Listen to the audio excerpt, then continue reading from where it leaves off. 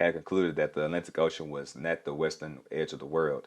These ideas may have come to Abu Bakari through scholars at the great Muslim university in Timbuktu, which is still standing on today. Hey, what's going on, everybody? This is Michael Q, LAU, and welcome to another episode of the Able Show, where it stands for Always Be Executing and Learning.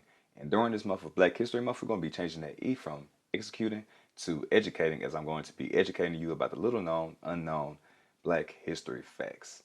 Now, if you tapped in yesterday, you learned about Mansa Musa, who was one of the greatest rulers of the world and one of the wealthiest people ever, with a minimum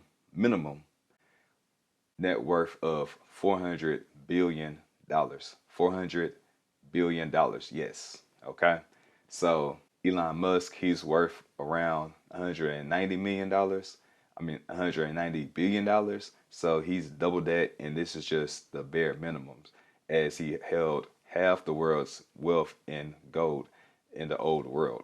So if you want to check out that video, go ahead and tap into that right now, because today we're going to be talking about his brother who preceded him as he left to go to the West Coast and travel to the Americas. And he's known as one of the people that originally discovered America before Columbus. So we're going to go ahead and title this Before Columbus Discovered America, the real story of who discovered America. And the person who did it was Mansa Abubakari. He was a ruler of Mali who lived in the 14th century. Mansa Abubakari II was a grandson of a daughter of the great ruler Sundiata, the founder of the Keita dynasty. His younger half-brother was Kankan Musa, who later became the famous Mansa Musa, which, as I stated before, he was the richest man ever. And he did that because he, instead of going west like his brother wanted to, he went east and conquered over 24 territories. And in doing so, he had a lot of gold that was in the land.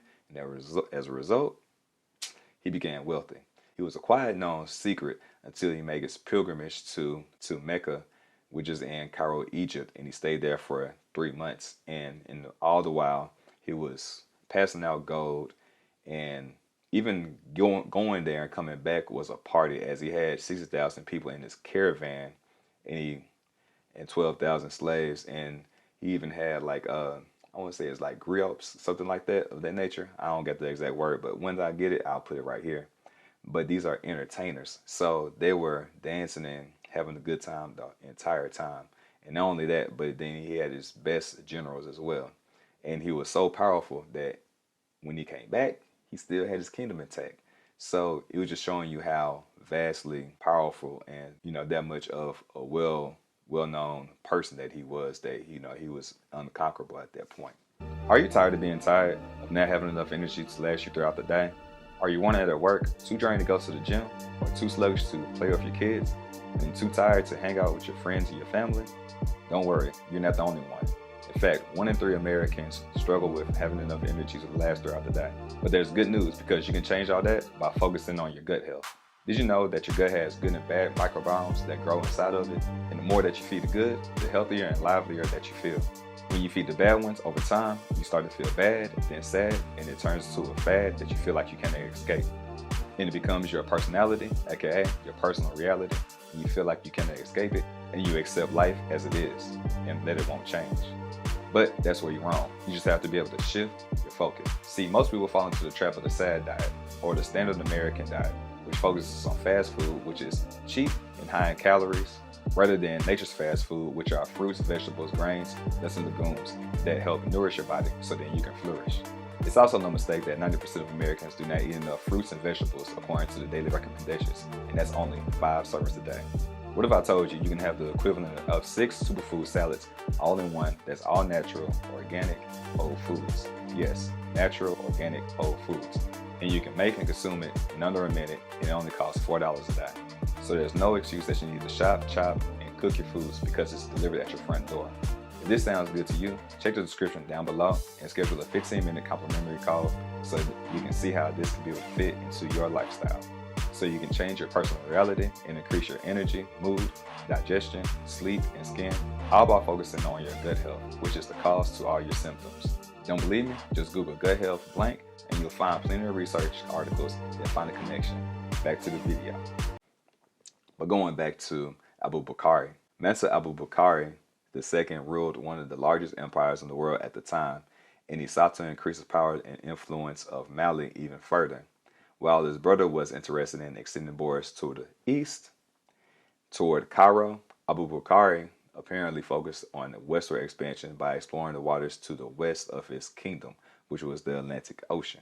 And also, unlike most medieval Europeans, Muslim geographers such as Abu Zaid, al-Idrisi, and Albufeda had concluded that the Atlantic Ocean was not the western edge of the world. These ideas may have come to Abubakari through scholars at the great Muslim university in Timbuktu, which is still standing on today. According to oral tradition, Abubakari gathers shipbuilders and watermen from all over his empire. He had different boat designs built so that if one failed, another might succeed. Mansa Musa, his half-brother, told a story in Egypt in 1324 that the monarch who preceded him would not believe that it was impossible to believe the limits of the neighboring sea. He wished to know. He caused the equipping of 200 ships and filled them with men, in each such number that they were filled with gold, water, and food for 2 years. To learn more information about Pyram and the family of products, check out the description down below to set up a 15-minute complimentary call, and you can also check out the website. You're just one click away for a better life. Your health is too important to continue to push it off. Go ahead and check out the website and see if a product fits you. He said to the commanders, "Do not return until you have reached the end of the ocean, or when you have exhausted your food and water." Upon traveling the sea, one of the captains claimed that the other ships and crew members had been pulled into a current and disappeared. The failure of the first mission did not make Mansa Abubakari II give up. He even began to prepare another more powerful, larger fleet and declared to make the journey himself. The second fleet consisted of 1,000 ships carrying crew members, as well as 1,000 other ships which were supplies, including trade materials, crops, animals, and gold, which were abundant natural resources in the Mali kingdom. After all the supplies and equipment were ready, Mansa Abubakari II crossed the Atlantic Ocean in 1311. The journey was recorded in history, but no one knows if he reached America. Nonetheless, there are many pieces of evidence that West African Muslims had set foot on their neighboring continent. The strongest evidence even comes from Columbus, who believed to be the first outsider reaching America in 1492.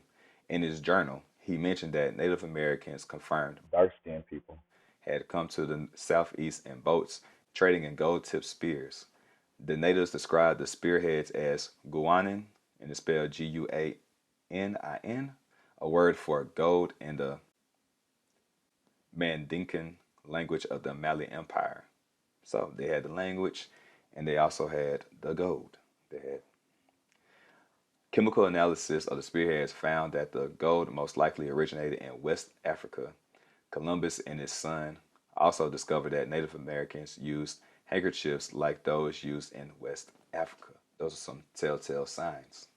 Also, some notable African features that were found in the famed Olmec heads of Mexico were cornrow hairstyles of the pre-Columbian Afrocord sculptures collected by Alexander von Wutwinne and published in The Unexpected Faces of Ancient America, and in which he noted that the startling fact is that all parts of Mexico from Campeche in the east to the south coast of Guerrero and from the Chiapas next to the Guatemalan border to Panuco River in Azteca region north of Veracruz, archaeological pieces representing Negro or Negroid people have been found, especially in archaic or pre-classic sites.